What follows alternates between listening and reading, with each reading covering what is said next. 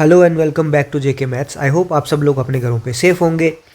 Safe रहो, बिल्कुल सुरक्षित रहो, क्योंकि मौसम ख़राब चल रहा है जे.एंड.के में खासकर। तो अपने आप को सेफ़ रखो, घर वालों को भी सेफ़ रखो। तो हम लोग क्या कर रहे थे, हम लोग रीजनिंग पढ़ रहे थे। रीजनिंग में हम लोग क्या पढ़ रहे थे, वेन डायग्राम पढ़ रहे थे। लेक्चर 1 हमने कर लिया था, जिसमें मैंने आपको बेसिक बताया था 2 सेट वेन डायग्राम क्या होती है, 3 सेट वेन डायग्राम क्या होती है, इसमें क्वेश्चन जो होते हैं वो किस प्रकार से होते हैं, यूनियन क्या होता है, इंटरसेक्शन क्या होता है, यूनियन को क्या बोलते हैं और इंटरसेक्शन को क्या बोलते हैं, एंड म्यू क्या होता है, ये टोटल यूनिवर्सल सेट क्या होता है, सेट क्या होते हैं। ए बी सी में ओनली पूछा होगा तो क्या होगा, अगर ओनली ए एंड बी पूछा होगा तो क्या होगा, ए बी सी पूछा होगा तो क्या होगा। तो जितने भी बेसिक कंसेप्ट से जितना भी बेसिक था वेन डायग्राम का, वो हम लेक्चर 1 में पढ़ चुके हैं। तो मैं थोड़ा सा अगला आपका 1 मिनट लूँगा, 1 मिनट भी नहीं, 30 सेकंड से 35 सेकंड अगले लूँगा आपको थोड़ा सा वो रिकैप कराने के लिए। उसके बाद हम अपने अगले लेक्चर पे बढ़ते हैं। अगर आप चैनल पे न्यू हो तो चैनल को जाके सब्सक्राइब कर सकते हो। वीडियोस अगर अच्छी लग रही है तो लाइक और शेयर कर सकते हो। और टेलीग्राम लिंक जो है आपको डिस्क्रिप्शन पे मिल जाएगा, जहाँ से आप मुझे डायरेक्ट मैसेज कर सकते हो, आपका अगर सब्जेक्ट के रिलेटेड कोई भी डाउट है तो। थोड़ा सा कोल्ड है, आवाज़ थोड़ी सी भारी आपको लग रही होगी, बट आई थिंक चल जाएगा काम। ठीक है, आपकी कंटिन्यूटी जो है लेक्चर की वो रुकनी नहीं चाहिए। तो हम लोग शुरू करते हैं। पहले मैं आपको थोड़ा सा रिकैप दे रहा हूँ। ये थी 3 सेट वेन डायग्राम। अब 3 सेट वेन डायग्राम में ए बी सी 3 सेट थे। मैंने आपको क्या बोला था, अगर ओनली ए पूछा है तो ये वाला एरिया होगा ओनली ए वाला। अगर आपको ओनली बी पूछा है तो ये वाला एरिया जो है वो ओनली बी वाला था। ओनली सी पूछा है तो ये वाला एरिया ओनली सी वाला था। ओनली ए एंड बी पूछा होगा तो ये वाला area only A and B का होगा। ओनली ए एंड सी पूछा होगा तो ये वाला एरिया ओनली ए एंड सी है। ओनली बी एंड सी पूछा होगा तो ये एरिया ओनली बी एंड सी का है। ये बीच वाला एरिया तीनों के लिए कॉमन है, तो ये ए बी एंड सी तीनों के लिए आ जाएगा। ये था हमारा 3 सेट वेन डायग्राम। सिमिलरली हमने 2 सेट वेन डायग्राम में पढ़ा था, जिसमें हमने क्या बोला था, ये है सिर्फ और सिर्फ ओनली ए, ये है सिर्फ और सिर्फ ओनली बी, ये है ए प्लस बी भी बोल सकते हो, ए एंड बी भी बोल सकते हो, और ए इंटरसेक्शन बी भी बोल सकते हो, मतलब कॉमन एरिया। ठीक है, दोनों का कॉमन एरिया ये था। अब वेन डायग्राम में ना 3 तरीके के क्वेश्चन पूछे जाते हैं। ठीक है, एक तो पूछा जाता है, पहला टाइप जो होता है ये होता है 2 सेट या फिर 3 सेट वेन डायग्राम से, जो मैंने अभी बेसिक आपको बताया। जो दूसरे टाइप का क्वेश्चन होता है वो ऐसे होता है कि ऐसे आपको वेन डायग्राम बना दी जाती है और बोला जाता है ये बताओ ये किस चीज़ को रिप्रेजेंट करती है, 4 ऑप्शन दे दिए जाते हैं। तीसरा होता है आपको ऐसी फिगर बनाई होगी कुछ इस तरह से और बोला जाता है कि इसमें से कौन सा पार्ट जो है वो कॉमन पूछा होगा, कभी इसका पूछा होगा, कभी इसका पूछा होगा। 3 टाइप के क्वेश्चन। तो अभी हम जो है वो फर्स्ट टाइप का बेसिक्स पढ़ा है। फर्स्ट टाइप के क्वेश्चन हम लोग स्टार्ट करते हैं कि किस तरह के क्वेश्चन हमको पूछे जाते हैं। ठीक है, तो शुरू करते हैं क्वेश्चन नंबर 1। तो क्वेश्चन नंबर 1 हमको क्या कह रहा है सर, क्या है, हमको कुछ नहीं रहा है, उसने हमको एक डायग्राम दी है, फिगर दी है, वेन डायग्राम दी है, और उसने पूछा क्या हमको कि बताओ जी इसमें से ओनली सिंगर्स कितने होंगे, ओनली फाइटर्स कितने होंगे। 3 है ना, एक सिंगर है, एक फाइटर है और एक रीडर है। रीडर कितने होंगे, ओनली सिंगल एंड फाइटर कितने होंगे, ओनली फाइटर एंड रीडर कितने होंगे, इस तरह से हमको बताना है। तो सबसे पहले हम बात करते हैं ओनली सिंगर्स की। सिंगर कहाँ पे है सर, यहाँ पे है। अब सिंगर यहाँ पे है, इसका मतलब ओनली सिंगर की बात की गई है। जब ओनली सिंगर की बात की गई है, इसका मतलब सर ये यहाँ से लेके, ध्यान से देखना सर, ये यहाँ से लेके और फिर ये पूरा गोल, ये जो होगा सर ये ओनली सिंगर वाला, ये क्या बन गया, ये दिल बन गया, वो भी उल्टा।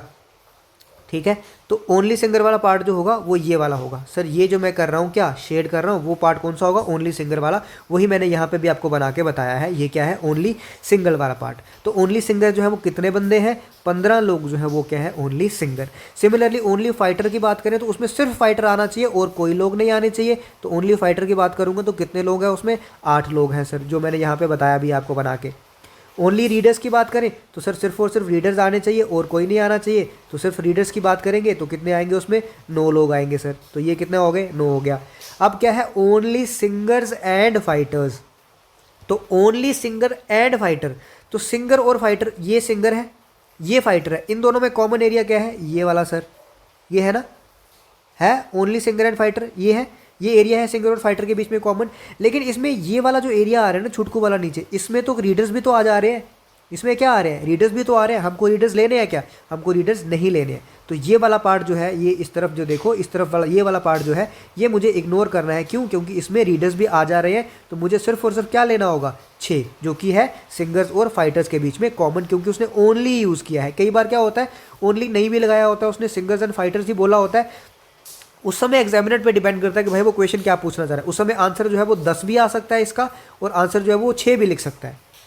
ठीक है, समझा। अगर 10 लिखे होंगे तो इसका मतलब उसने ये भी इंक्लूड कर दिया बीच में। बट जनरली होता क्या है, आपका ओनली लिखा होगा तभी आपका कौन सा आंसर आएगा, ये वाला आएगा। अगर ओनली नहीं लिखा है तो फिर आपका ये पूरा का पूरा आता है, 6 और 4 10 आएंगे फिर उसमें। ठीक है। सिमिलरली जब हम फाइटर्स और रीडर्स की बात करते हैं तो फाइटर्स और रीडर्स में कॉमन क्या है सर? ये वाला जो आप अभी मार्क कर रहे हो, ये वाली जो आंख है वो फाइटर और रीडर के बीच में कॉमन है, लेकिन हमको सिर्फ फाइटर और रीडर चाहिए ओनली, उसमें और कोई पार्ट नहीं आना चाहिए, उसमें सिंगर का पार्ट नहीं आना चाहिए। तो कितने आ जाएंगे? 2। रीडर्स और सिंगर्स कहाँ पे है सर? ये रीडर है, ये सिंगर है, तो कॉमन एरिया कौन सा हुआ इनके बीच में? ये वाला। रीडर्स और सिंगर्स के बीच में ये कॉमन एरिया हुआ, लेकिन इसमें कोई भी फाइटर नहीं आना चाहिए, तो 4 नहीं आना चाहिए उसमें, तो आंसर क्या आएगा? 5। अब तीनों वाला कॉमन तो आपको सामने दिख रहा है कि 4 हो जाएगा। तो यहाँ से आपको क्लियर हो गया कि ओनली जब पूछा होगा क्या आंसर आएगा, अगर ओनली नहीं पूछा होगा तो क्या आंसर आएगा। यहाँ से आपको सारी चीज़ें क्लियर हो गई होंगी। तो सुनो नेक्स्ट क्वेश्चन क्या कह रहा है। नेक्स्ट क्वेश्चन में है in a class of 140 students, total students कितने हैं? 140। तो सर टोटल स्टूडेंट्स हम लोग कहाँ लिखते थे? यहाँ लिख लेते थे कि कितने हैं? 140 स्टूडेंट्स हैं। 80 लाइक्स मैथ, तो ठीक है, मैथ जो है वो लोगों को पसंद आ रहा है, तो 80 लोग जो है वो क्या है? मैथ को पसंद करते हैं, और 88 जो है वो साइंस को पसंद करते हैं। अभी भी साइंस वाले ज्यादा है, लेकिन मेरे लेक्चर जैसे जैसे बढ़ते जाएंगे वैसे वैसे मैथ वाले भी बढ़ते जाएंगे। 30 लाइक बोथ सब्जेक्ट्स, इसका मतलब सबसे पहले तो उसको पकड़ो जो कि दोनों को पसंद करता है। तो 30 जो है वो दोनों को पसंद करता है, ठीक है, तो दोनों कहाँ पे आ गए? बीच में आ गए, कॉमन एरिया है, इसका काम खत्म। अब 80 जो है वो सिर्फ मैथ पसंद करते हैं, 80 मैथ पसंद करते हैं, 30 मेरा पहले ही यहाँ आ चुका है। मैथ वाले क्या होंगे? ये टोटल पूरे, टोटल में 30 मेरा पहले ही आ चुका है, तो यहाँ कितना बचेगा? 50 बचेगा सर। ये समझ आ गया? हाँ सर समझ आ गया। अब साइंस वाले हैं मेरे 88, 30 मेरा पहले आ चुका है, तो साइंस मेरा कितना बचेगा? 58 बचेगा। क्यों? क्योंकि 58 और 30 मिला के कितना बनता है सर? 88 बनता है। इतना समझ आ गया। अब find the number of students who like either math और साइंस। तो जब मैंने कल आपको पढ़ाया था, मैंने क्या बोला था? और का मतलब होता है क्या? यूनियन। यूनियन मतलब कि ज्वाइन करके सबको, ठीक है, सबको क्या करना है? मिलाना है। सबको मिला के बताओ कि भाई कितने लोग ऐसे हैं। तो सबको जब मैंने मिलाया तो क्या आया? 50 प्लस 30 प्लस 58, तो 50 प्लस 58 कितना होता है? 108, 108 प्लस 30, तो 138 इसका आंसर आ गया। सर इसको फॉर्मूला से भी बताओ। अब फॉर्मूला से करना होगा तो मिलाने वाला मतलब हमको निकालना क्या है? n of m union s, तो किसके बराबर होता है? n of m plus n of s minus n of m intersection s। तो ये कितने लोग हैं? इसमें आपको ये निकालना नहीं पड़ेगा। फिर इसमें आपको मैथ वाले कितने लोग थे?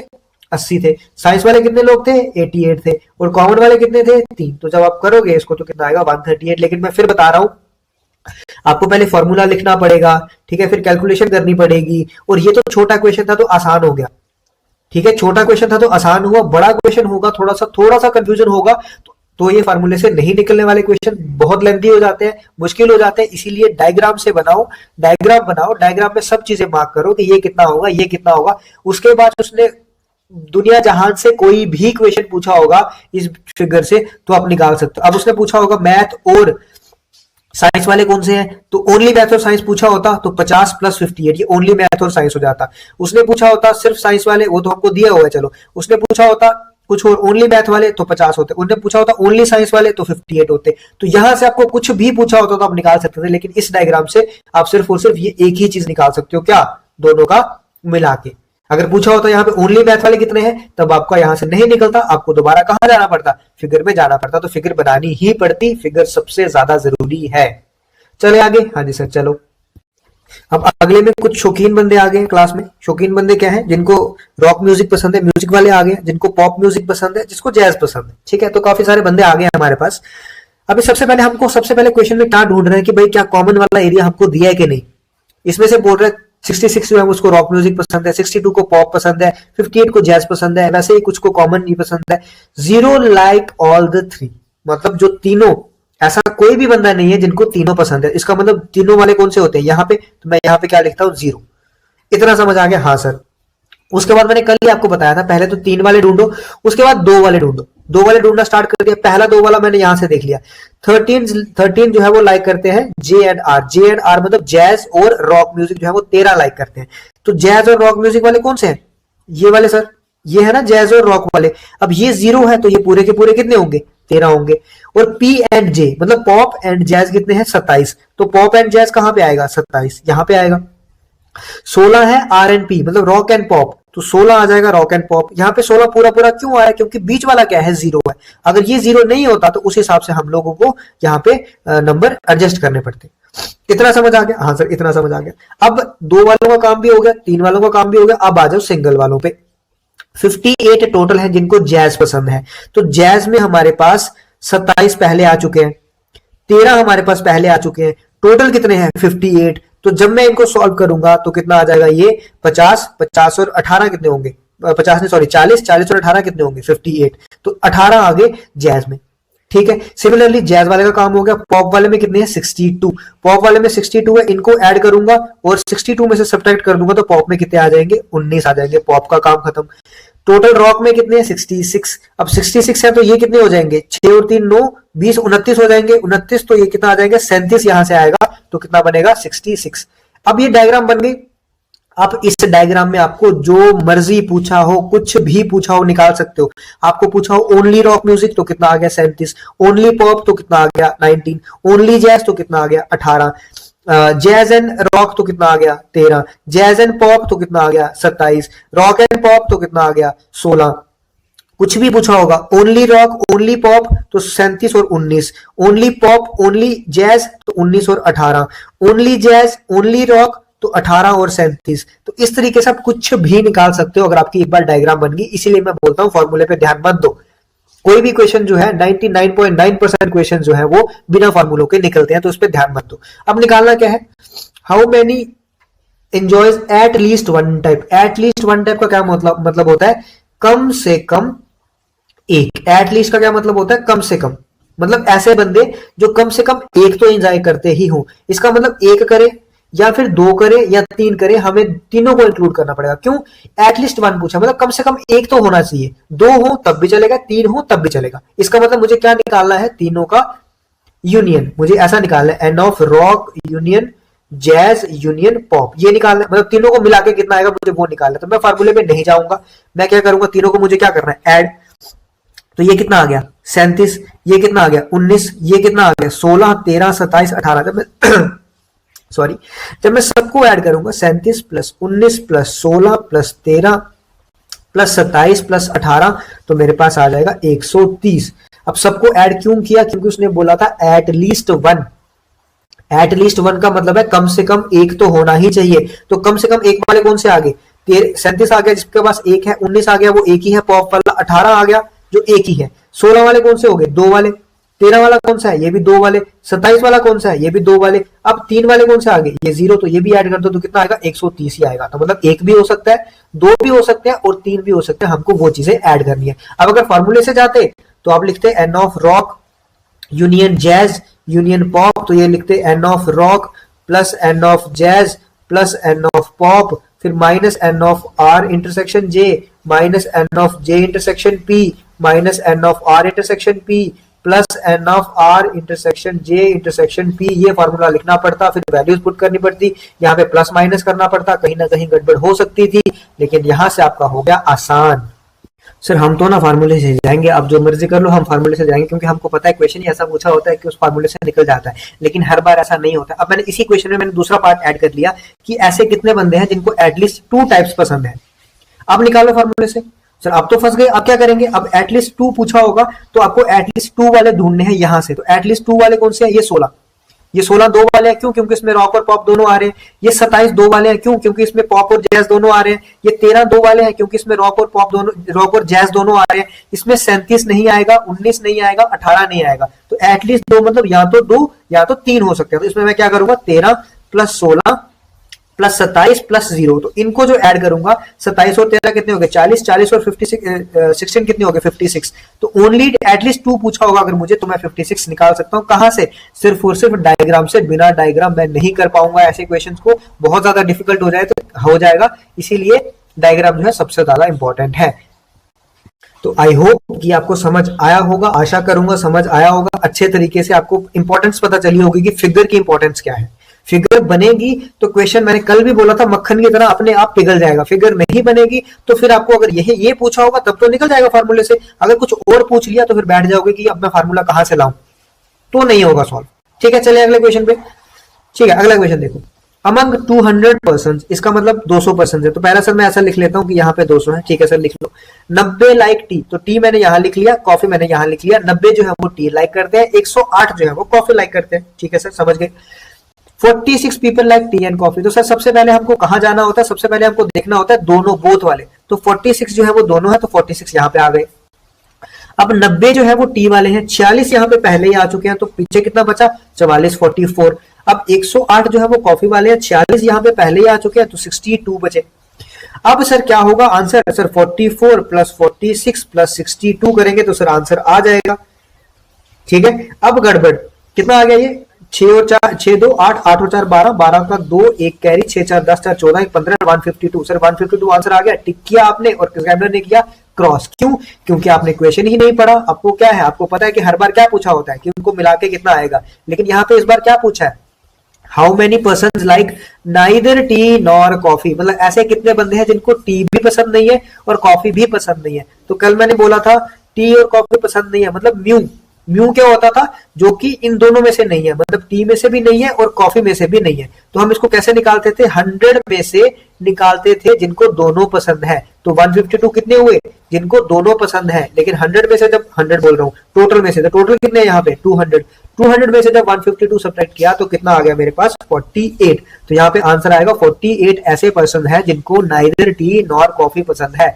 उसने दिया था क्वेश्चन में पसंद वाला और पूछा था नापसंद वाला, तो नापसंद वाला कैसे निकालेंगे, टोटल में से पसंद वालों को सब्ट्रैक्ट कर दो तो क्या आ जाएगा, नापसंद वाला आ जाएगा। ध्यान रखना, क्वेश्चन देखना ध्यान से, पूछा क्या हुआ है। अब नेक्स्ट क्वेश्चन देखो, नेक्स्ट क्वेश्चन में वो क्या पूछ रहा है। अब ये जो क्वेश्चन है ना, कर लो आप, अगर फार्मूले से करना कर लो, नहीं हो पाएगा, इतने फार्मूले लगाने पड़ेंगे, इतने फार्मूले कहीं ना कहीं से कुछ ना कुछ निकालना पड़ेगा, तब जाके फार्मूला लास्ट तक पहुंचोगे। लेकिन फिगर बनी होगी तो मक्खन सा देखना, 10 सेकंड 15 सेकंड के अंदर अगर हम अपनी फिगर बना ली तो अगले 5 सेकंड के अंदर 10 सेकंड के अंदर आपका आंसर आ जाएगा। 30 सेकंड 40 सेकंड के अंदर आप इसको आराम से सॉल्व कर सकते हो, अगर आपने ये चीज पढ़ी है तो, फिगर आपने सही से पढ़ी है तो। अब ये कुछ उसने मुझे पहले ही जो नंबर दिए ना बीच में, ये मुझे पहले ही दिए उसने फिगर में, तो इससे उसको मुझे कोई लेना देना नहीं है, जो दिए है उसको वैसा का वैसा रखो। अब जो है 50 जो है वो फुटबॉल खेलते हैं, 50 जो है वो क्या खेलते हैं, फुटबॉल। तो फुटबॉल वाला ये सारा एरिया आ जाएगा, इसमें 14 इंक्लूड है, 5 इंक्लूड है, 7 इंक्लूड है, तो यहाँ पे कितना आ गया 7 5 12, 12 और 14 कितने हो गए 26। तो 26 तो फुटबॉल में पहले ही आ चुके हैं, टोटल कितने हैं 50, तो यहाँ कितने आ जाएंगे 24। ये आगे ओनली फुटबॉल वाले, क्या है ओनली फुटबॉल। अब क्या है 40 क्रिकेट वाले हैं, तो क्रिकेट में 14 5 और 9 ये पहले ही आ चुके हैं, तो कितने बच गए मेरे पास 12 और बच गए, क्योंकि 40 में से जब मैंने 14 5 और 9 ये कितना होता है 28, 28 सब्ट्रैक्ट कर दिया तो कितना बचा 12। 30 जो है वो बास्केटबॉल वाले हैं, तो 7 और 5 12, 12 और 9 कितने हो गए 21, 21 और यहाँ पे कितना बचा फिर 9, क्योंकि 30 कितने हैं बास्केटबॉल वाले। अब अगर फार्मूले से जाओगे तो नहीं निकाल पाओगे, कर लो अब अपने फार्मूले से करना है अगर आपको, आप पॉज करो फार्मूले से करो, नहीं हो पाएगा भैया, फंस जाओगे कहीं ना कहीं। अब देखो क्वेश्चन में क्या पूछा है, What is the number of players who play football और क्रिकेट but not baseball, इसका बास्केटबॉल, इसका मतलब फुटबॉल और क्रिकेट वाला मुझे निकालना है, तो मतलब फुटबॉल भी होगा और क्रिकेट भी होगा, ये मुझे निकालना है। तो फुटबॉल वाले कितने हैं सर 24 हैं, ये भी तो आ रहा है फुटबॉल में 14 वाला, ये भी आएगा, क्रिकेट में 12 वाला भी आ रहा है। सर ये 5 वाला क्यों नहीं लिया, क्योंकि 5 वाले में बास्केटबॉल भी तो आ रहा है, तो क्या मुझे बास्केटबॉल चाहिए क्या, बट नॉट बास्केटबॉल उसने बोला हुआ है, उसने स्पेशली क्वेश्चन में बोला है बास्केटबॉल नहीं होना चाहिए। तो ये 9 भी बास्केटबॉल में आ रहा है, ये भी नहीं ले सकते, ये 7 भी बास्केटबॉल में आ रहा है, ये भी नहीं ले सकते, ये 9 भी बास्केटबॉल में आ रहा है, ये भी नहीं ले सकते, ये 5 भी बास्केटबॉल में आ रहा है, ये भी नहीं ले सकते। तो बचा क्या 24 14 और 12, तो जब मैं इसको ऐड करूंगा तो आएगा 50। करते रहो फार्मूला से, नहीं निकल पाएगा, बच्चे निकल जाएंगे आगे, आप निकल जाओगे पीछे, फिर बोलोगे हमको पढ़ा नहीं है और ये मुश्किल क्वेश्चन आ गया। क्वेश्चन बहुत आसान है लेकिन आपने बेसिक्स नहीं पढ़े।